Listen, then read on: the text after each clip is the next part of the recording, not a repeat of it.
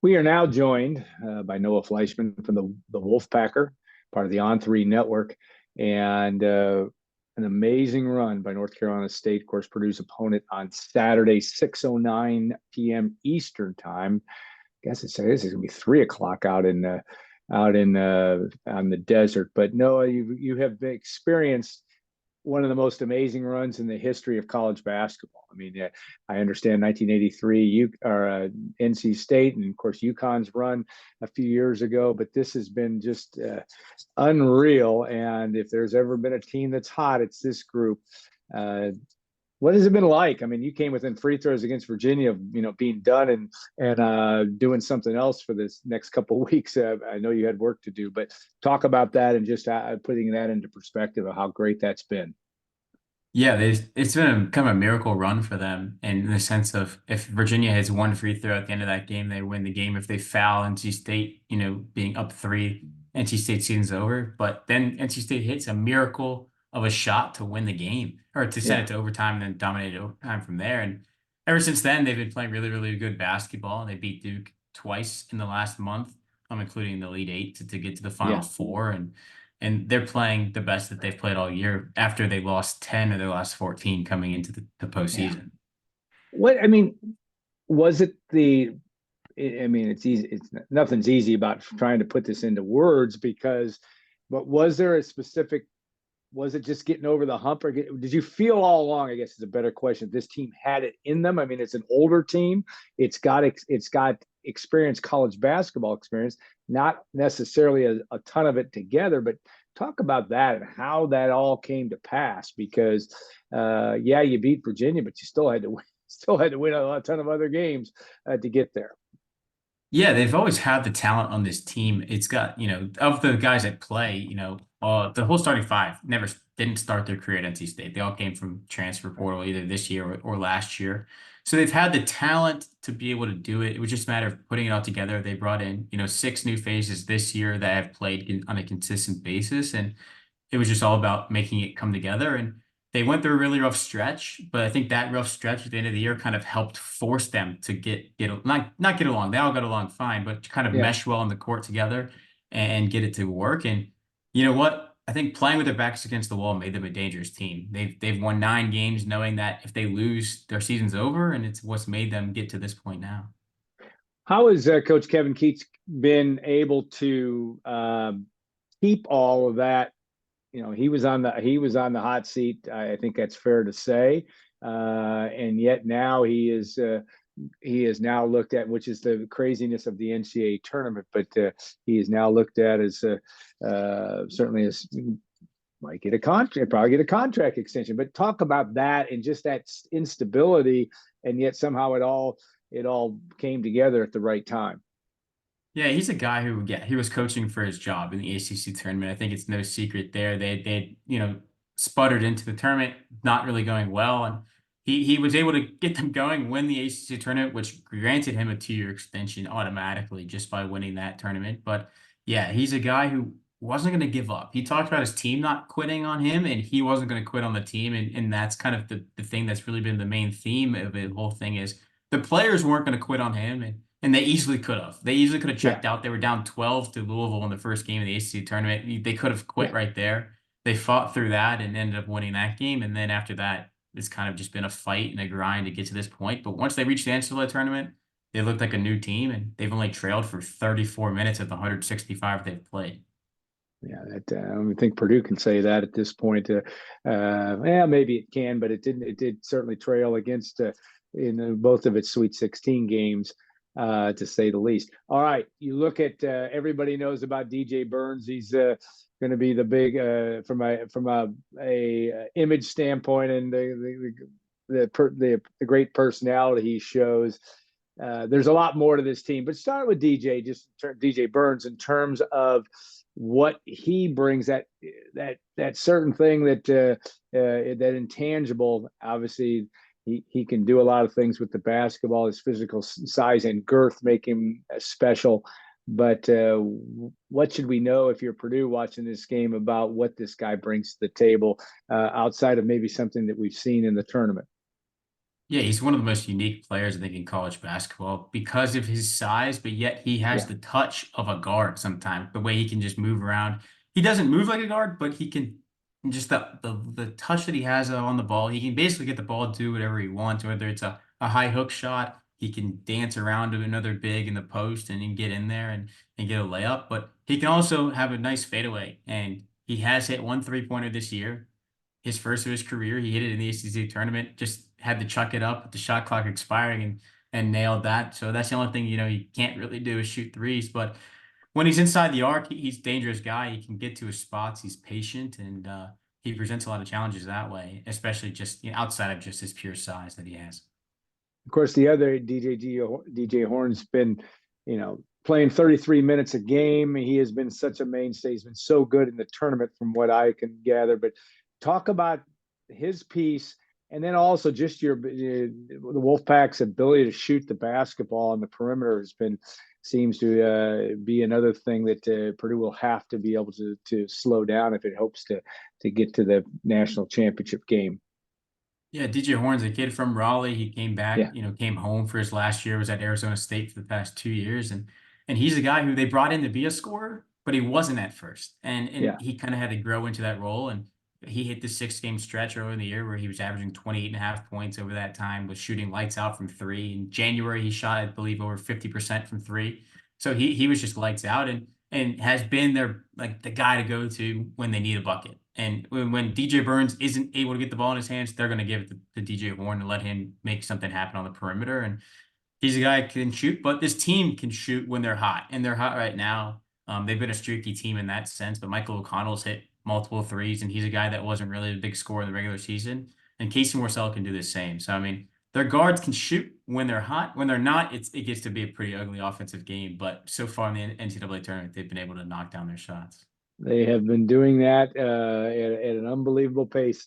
An Indianapolis guy, Jaden Taylor, also has been a big part of this uh, roster and things that have had again, it takes pieces and it takes certain things to happen at certain times for you to get to where you want to get to. But to talk about his development and anybody else that, if you're a Purdue observer, that you definitely want to be watching for come Saturday night. Yeah, we'll start with Jaden Taylor, a guy that they brought in from Butler.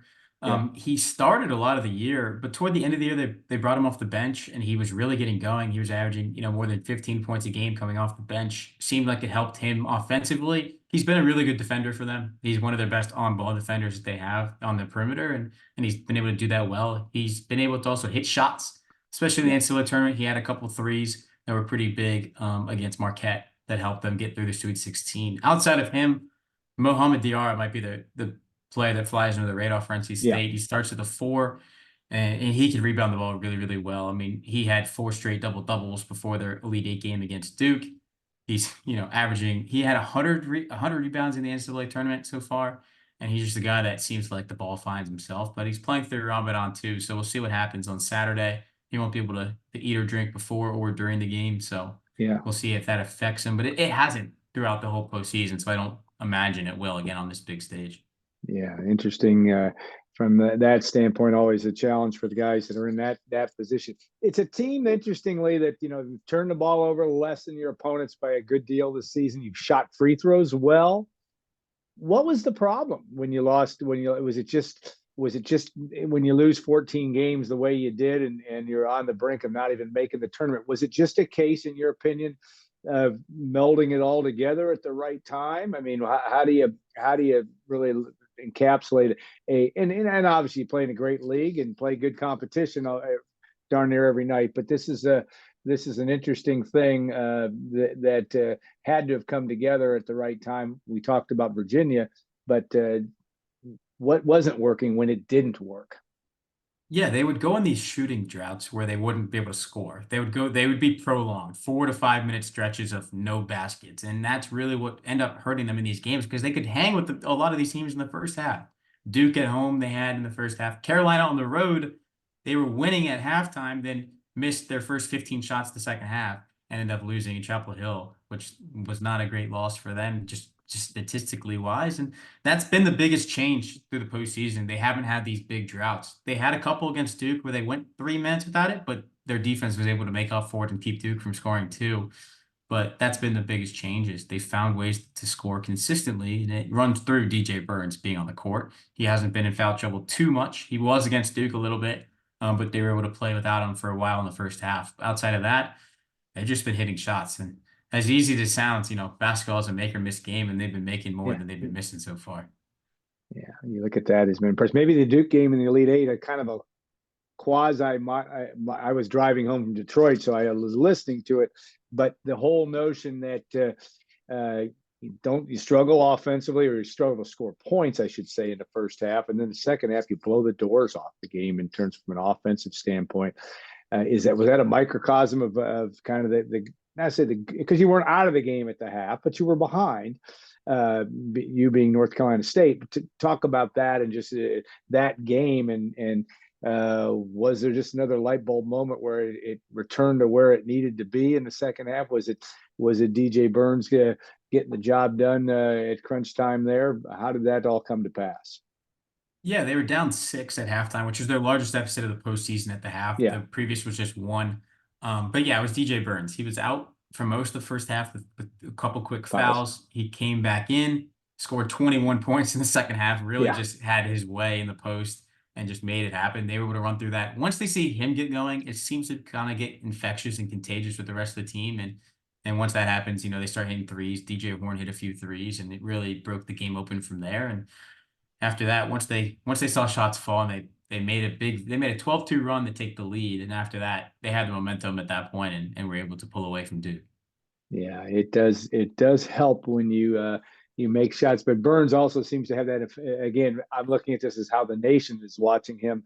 This infectious personality that seems to kind of spur things on a little bit, and that can't hurt as well. Okay, looking at Purdue and what you see, and again, you were busy getting ready for the game when Purdue was taking on Tennessee, but Zach Edey obviously is going to present a huge challenge for anybody, and Purdue's got good perimeter shooters, all those types of things. But how do you think NC State will come at Purdue, and what will it try to exploit in the hopes of pulling what would be a decent size upset, at least in terms of the odds makers' view, to get to the national championship game? Yeah, I think you're going to see something similar to what they did against Duke when they played them in the ACC tournament, which is kind of they did it with Filipowski, which they kind of let him score. He had close to Yeah, 30 points in the game, but they were able to shut down the rest of the guards.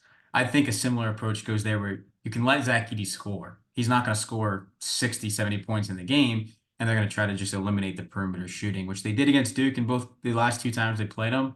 And we'll see. I mean, obviously, Zach Edey presents a big challenge on the other end, too, defensively, but just trying to score over top of him. But I think they won't try to, they're going to try to keep him off the foul line too. I think it's going to be the yeah. biggest problem with him and trying to keep DJ Burns on the floor as much as possible and not in foul trouble. Yeah, I think the eyes of the nation are all excited about what they're going to see when Edey and Burns get together. But last question, length seems to be a common theme, just defensive length of this basketball team on the perimeter has caused some problems for people. I mean, is that just something also because of skill and over time? It seems to me to have played a big factor in the Wolfpack's great run here so far. It has. They're a super long team, especially when you have Mohamed Diarra in the four. Yeah, They can play big with him out there, and they also have Ben Mitterbrooks, who transferred from Clemson. He's been big defensively as well, and I think that we'll see them probably go big and play two bigs as long as Burns can stay out of foul trouble. If they don't, yeah, they'll probably end up trying to play a little bit smaller and play more cell at the four. But length has helped. It's also helped them control the rebounding numbers, and I think that's gonna be really important in this game. Is kind of get on the glass, and so playing big against a guy like Zach Edey is probably what we'll see from NC State in their first Final Four, and since 1983. yeah. They only have Purdue by 3 years. You've guys the greatest run in the history of the NCAA tournament, arguably. I don't know if you even argue. I guess UConn would be up there, but certainly Jim Valvano run and the ghost of Jim Valvano has Purdue people concerned. Of course, That was an unbelievable time for the Wolfpack, and the NC State's got a great tradition of winning the national championship in '74 as well.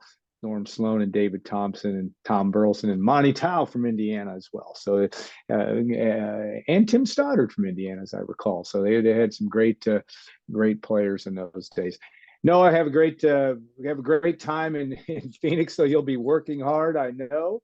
But we thank you for your time and your expertise, and to give us a little bit of a scouting report of what we'll see as Purdue and North Carolina State take center stage at 6:09 p.m. Eastern time, 3 o'clock local time. It'll be a lot of fun on Saturday. Thanks again, Noah. Thanks, Alan.